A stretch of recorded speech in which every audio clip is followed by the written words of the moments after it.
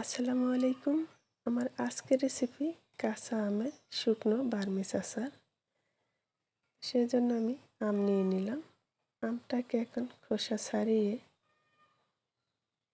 কেটে নেব। এই তো খোসা ছাড়িয়ে নিলাম।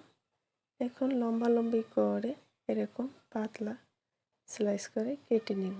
একদম বেশি পাতলাও না আবার বেশি মোটাও না, এরকম সাইজের করে নিব। এখন এর ভিতরে দিয়ে দিব চিনি দিয়ে এটাকে রেস্টে রেখে দেব 1 ঘন্টার জন্য। এই যে ফিরে আসলাম 1 ঘন্টা পরে, একদম চিনিটা গলে পানি হয়ে গেছে। এটাকে এখন আমার চুলায় বসিয়ে দিতে হবে। এর ভিতরে দিয়ে দেব শুকনো মরিচের গুঁড়ো, লবণ দিয়ে ভালো করে মিশিয়ে এটাকে জাল করে নিতে হবে।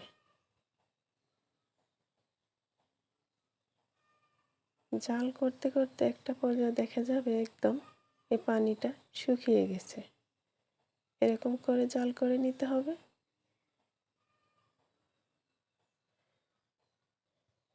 দেখুন একটা আমও ভেঙে অথবা গলে যায়নি।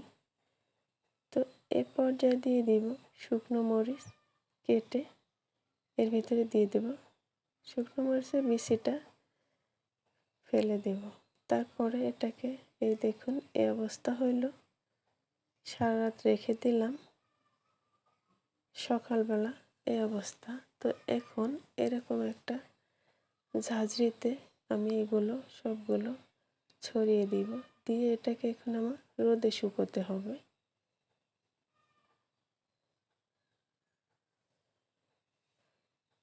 তো একদিন পুরো কড়া রোদে শুকিয়ে নিলাম। এটা আপনি নর্মাল টেম্পারেচারে রেখে সারা বছর খেতে পারবেন, একদম নষ্ট হবে না। আর শুকনো যার কারণে এর কোনো অসুবিধা নেই, নষ্ট হবে না। তো দেখুন কত সুন্দর তৈরি হয়ে গেল শুকনো কাশ্মীরি আচার। তো একটু পরিবেশন করে দেখাই। এই তো তৈরি হয়ে গেল